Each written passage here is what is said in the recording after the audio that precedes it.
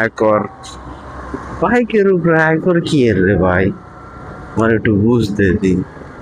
এমনিতেই তো 70,000 টাকার বাইক কিনে 2.5 লাখ দিয়া, হ্যাঁ, ব্যাট ট্যাক্স জানোয়ার তো একবারই দেয়।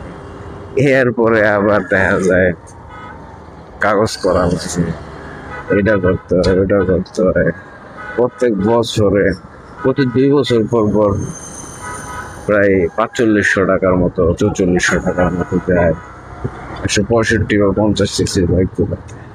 বাংলাদেশে তো প্রায় 12 আনি বাইক গুলোই 150 সিসির আশপাশ।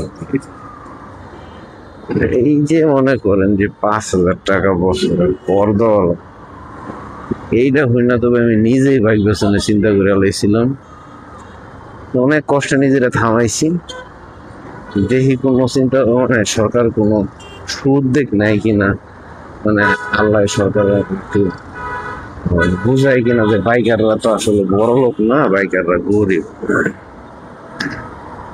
বাইকাররা যদি বড় লোকই হইতো তো আর 150 সিসির ওই বাইকগুলা চালাইতো না, তাহলে তো মোটামুটি হায়ার সিসি 250, 350, 400, 800, 1000 সিসির বাইক গুলাই চালাইতো।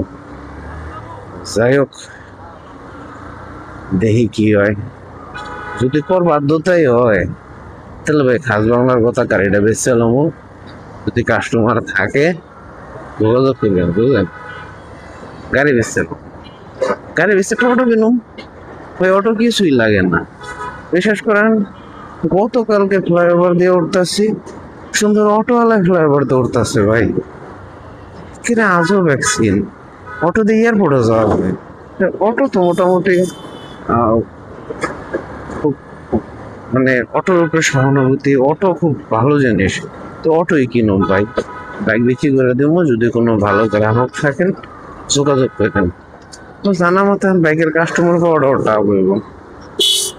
যখনই শুনছে 5,000 টাকা বছরে দেওয়া লাগবো শুধু আয়কর, তখনই অনেকের সামনে হয়ে গেছে, বাইক কেনার স্বপ্ন দুঃস্বপ্ন হয়ে গেছে।